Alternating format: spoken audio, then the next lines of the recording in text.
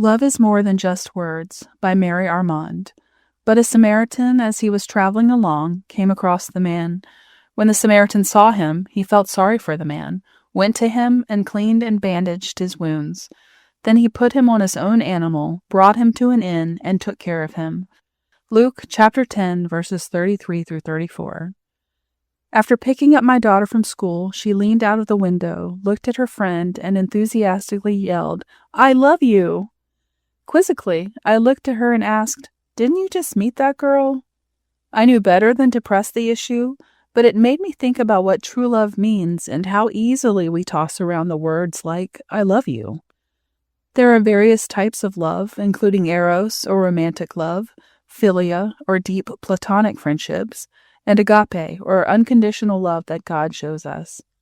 No matter what the type of love, it is usually not instantaneous, except for Christ's love for us, which is why I question rushed declarations of love. God's love for us is unconditional and accepting, but for us, true, deep love takes time to develop. But is there a way to love others and show it despite what we see on the outside or our programmed bias and self-focus? In the story of the Good Samaritan, love is shown through actions more than words. A stranger shows sacrificial, tender love without judgment.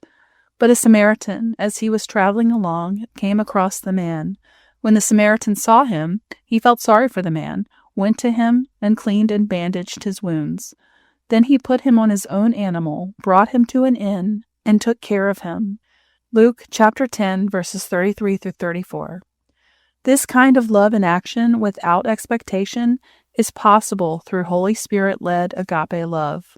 The Greek term agape means a selfless, unconditional, and compassionate love. This type of love emphasizes caring for others without expecting anything in return. Agape love is a choice, an action-oriented love that seeks the good of other people.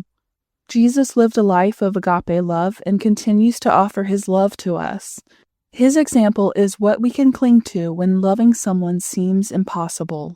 In the book of John, Jesus shares quotes about love. "I have loved you even as the Father has loved me. Remain in my love." John chapter 15, verse 9. "This is my command, love each other."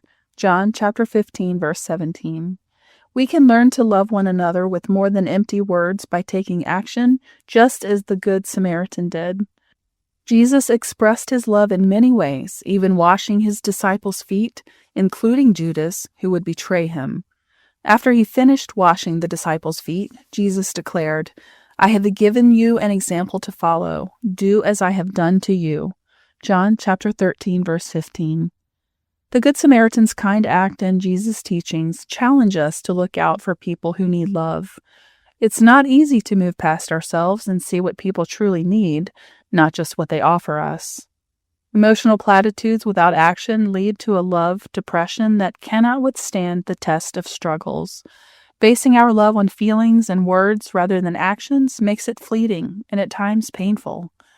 Later, after my daughter and I got home, I waited for a good time to bring up the issue of love bombing. She was defensive and said, "Oh, Mom, that's just what friends say to each other. It doesn't mean anything."